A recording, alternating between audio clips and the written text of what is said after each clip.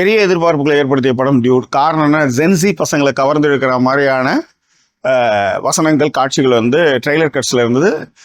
நாமளும் வந்து லவ் டுடேவிலேருந்து நம்ம வந்து பிரதீப் ரங்கநாதன் நம்ம பார்த்துட்டு தான் இருக்கிறோம்.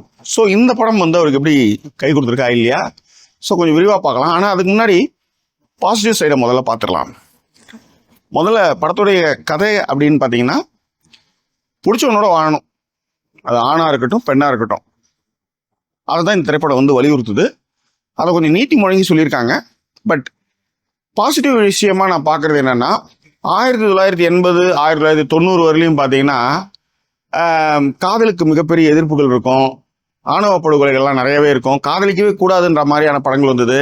ஒருவேளை காதலில் வந்து தோத்துட்டா சித்திரணும் அப்படின்றதான் அந்த காலகட்டத்து திரைப்படங்கள் வலியுறுத்துச்சு. 1990 2000 வரையிலையும் பார்த்தீங்கன்னா ஆண் பெண் நட்பை வந்து பிரதானப்படுத்துச்சு. உதாரணத்துக்கு புது வசந்தம், கண்ணெதிரே தோணுனா, அந்த மாதிரி படங்கள்லாம் வந்து பண்ணிச்சு. ஆனால் என்னென்னா, ஃப்ரெண்ட்ஷிப் வந்து கடைசி வரையும் ஃப்ரெண்ட்ஷிப்பாக தான் இருக்கணும், ஃப்ரெண்ட்ஷிப்புக்கு மேலே வந்து அந்த ரிலேஷன்ஷிப்பை வந்து அடுத்த கட்டத்துக்கு போகக்கூடாது, ஃப்ரெண்ட்ஷிப் வேறு லவ் வேறு அப்படின்னு வந்து அந்த படங்கள் வந்து பேசிச்சு.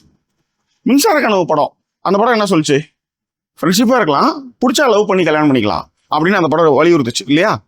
அதே தான் ஆஹா கல்யாணம் ஒரு படம். அந்த படத்தில் வந்து ஹீரோயினோட அவங்க அம்மா கேட்பாங்க, புருஷன் வந்து ஃப்ரெண்டு மாதிரி ட்ரீட் பண்ணணும்னு நினைக்கிறீங்க, ஆனால் ஃப்ரெண்டை வந்து கல்யாணம் பண்ணிக்கிறது ஏன்டி நீங்களாம் வந்து இப்படி தயங்குறீங்க அப்படின்னு அந்த படம் வந்து உடைச்சதுன்னு சொல்லுவேன். ஸோ ஒரு 20-25 வருஷத்துக்கு முன்னாடி நாங்களாம் வந்து ஃப்ரெண்ட்ஷிப்புக்குள்ளே லவ்வே வரக்கூடாதுன்னு ஒரு காலகட்டத்தில் நாங்கள் இருக்கும்போது என் பொண்டாட்டி என்கிட்ட வந்து லவ் சொன்னதுனால தான் நான் கல்யாணம் பண்ணி நீ புள்ள பற்றி வச்சுருக்கேன். ஓகே, ஸோ இந்த மாதிரியான தாட் ப்ராசஸை இந்த படம் வந்து ஒரு 25 வருடங்களுக்கு பிறகு வந்து உடைக்குது. ஃப்ரெண்ட்ஷிப் தான் லவ் தான் ஃப்ரெண்ட்ஷிப்பு, அது 2 பேருக்குமே ஃபீலிங் இருந்ததுன்னா கல்யாணம் பண்ணிக்கலாம் அப்படின்றத இந்த படம் எடுத்துரைக்கிற விஷயமா நான் பார்க்குறேன்.